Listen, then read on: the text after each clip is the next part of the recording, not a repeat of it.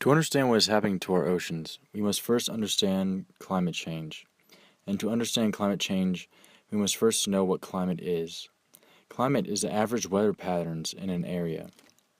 This is different from weather in that weather is what's happening day to day, but climate is what the average looks like over, say, a 100-year period. For example, the weather this February had an abnormal amount of snow, but if you looked at every February over the last 100 years, you would be able to see what the climate actually looks like. Now, climate change is the shift in this overall average. The shift tends to be towards a higher temperature, but this is not the same in every area. This is why the general term has moved from global warming to climate change. What is causing the shift of our climate? Many scientists have worked on this question for several years, and today we have a very strong understanding on what's causing climate change. The main culprit seems to be an increase in greenhouse gases, leading to an increasingly stronger greenhouse effect. The greenhouse effect describes a phenomenon that is seen in our atmosphere that leads to a warming of our planet. Our atmosphere works very similarly to greenhouses. Some of the heat that is radiated from the sun gets caught in our atmosphere and allows for our planet to be much warmer than it would be without an atmosphere. In fact, this greenhouse effect is crucial for our survival.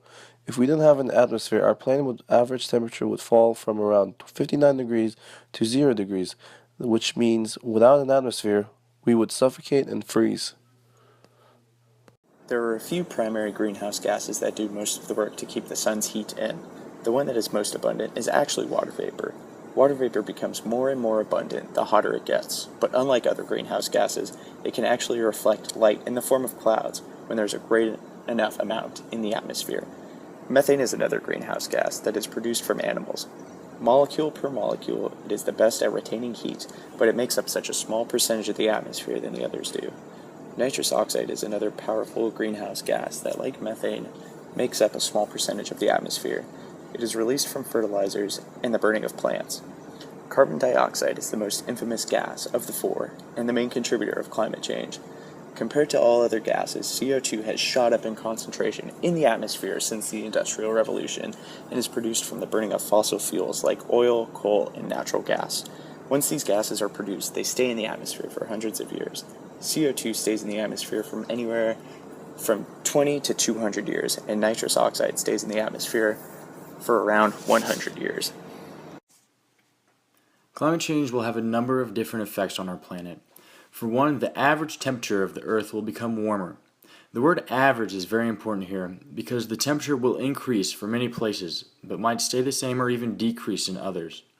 Climate change will also increase the average precipitation felt in many areas. Some places will become drier, but will experience more concentrated precipitation, leading to more extreme storms.